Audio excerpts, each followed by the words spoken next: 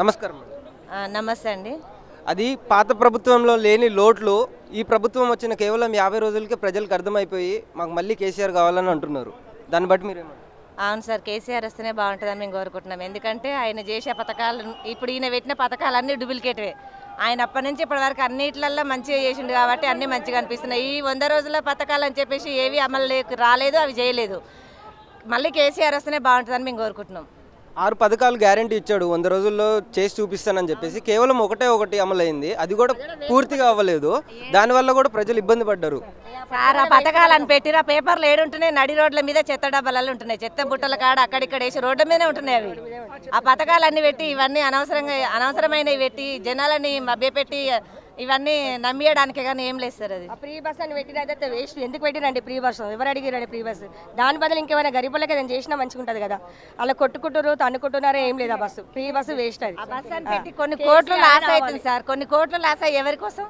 అది మనకే కదా. మళ్ళీ కేటీఆర్ వస్తారు, వాళ్ళే రావాలి. అదే ప్రభుత్వం కావాలి మాకు. ఈ ఫ్రీ బస్సులు పెట్టి కోట్లు లాస్ అయ్యి మళ్ళీ మనకే కదా. అది మళ్ళీ ప్రజలకే కదా లాసు. నువ్వు ఎందుకు పెట్టినట్టు ఇవన్నీ పథకాలు పెట్టి మళ్ళీ ఇవి రాకుండా నీ ఇంట్లోకి వెళ్ళి పెట్టినట్టుగా నేను పెట్టినట్టు ఆయన ఎక్కడి నుంచి పెడతాడు? ఇంకొకటి గత 10 సంవత్సరాలుగా మన తెలంగాణ ప్రభుత్వం ఏదైతే అన్ని రకాల ఫెసిలిటీస్ ఇచ్చిందో ప్రజలకి, కళ్యాణ లక్ష్మి లాంటిది, పెన్షన్ లాంటిది, వికలాంగులు ఇలాంటిది ఏ ప్రభుత్వం కూడా ఇవ్వలేదు. దళిత బంధు, మన రైతు బంధు ఇలాంటివన్నీ మన కేసీఆర్ తెలంగాణ ప్రభుత్వం చేసినట్టుగా ఏ ప్రభుత్వం కూడా చేయలేదు. తెలంగాణ ప్రభుత్వం ఉన్నప్పుడు అందరూ చాలా హ్యాపీగా ఉన్నారు.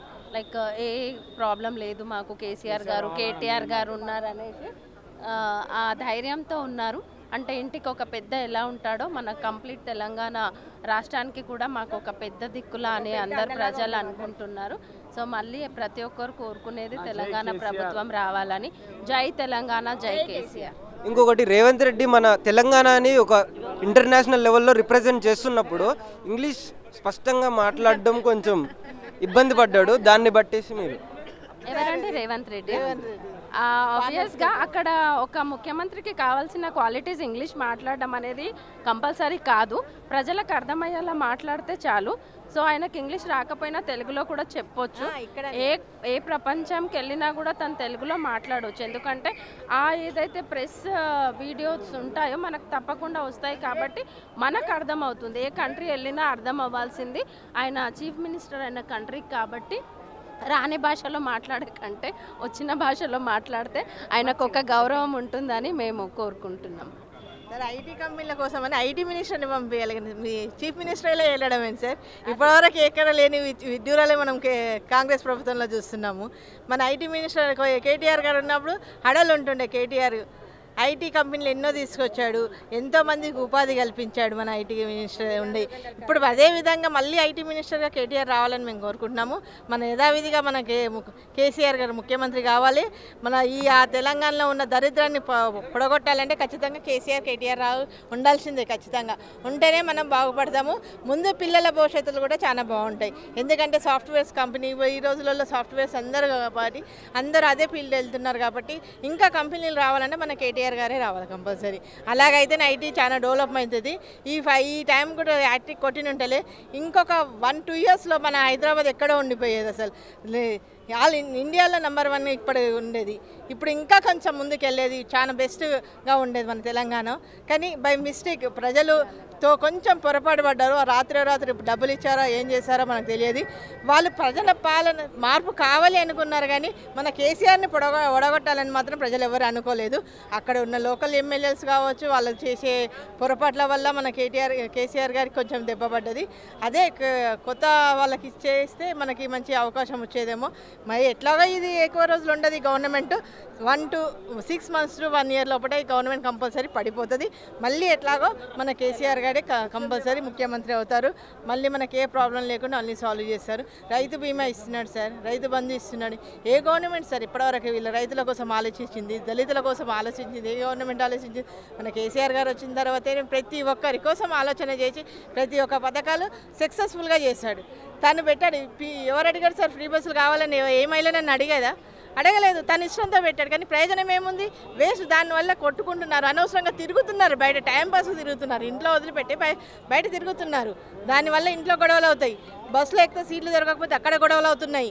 ప్రయోజనం ఏమైనా ఉందా మనకి? దీనివల్ల లాస్ తప్పితే ఇంకోటి ఏం లేదు.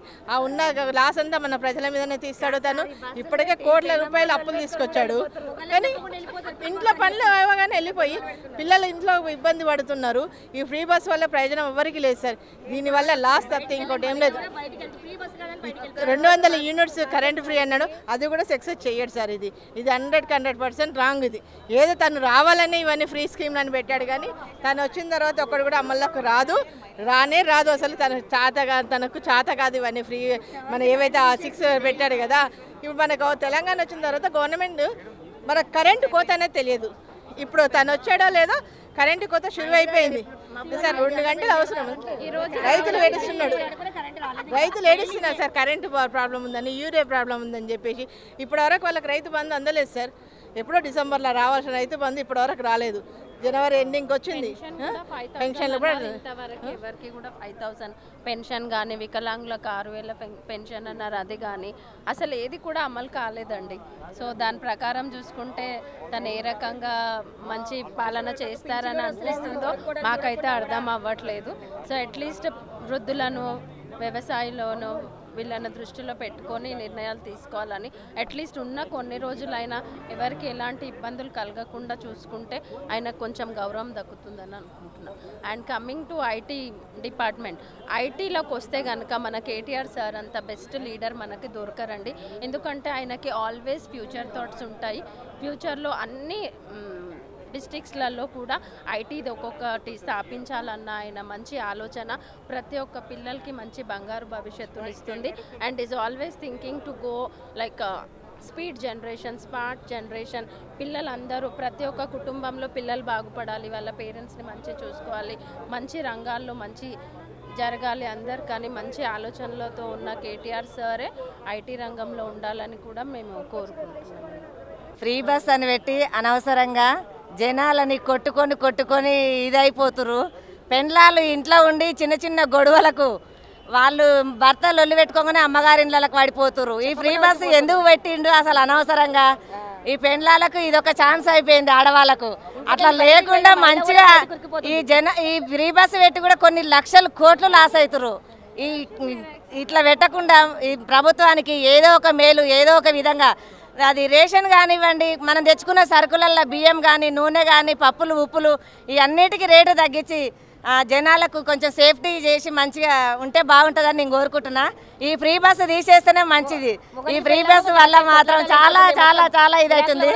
ఆటోలు కూడా చాలా బాధపడుతున్నారు. 5 లక్షల ఆటోలు ఉన్నాయి మన హైదరాబాద్లో.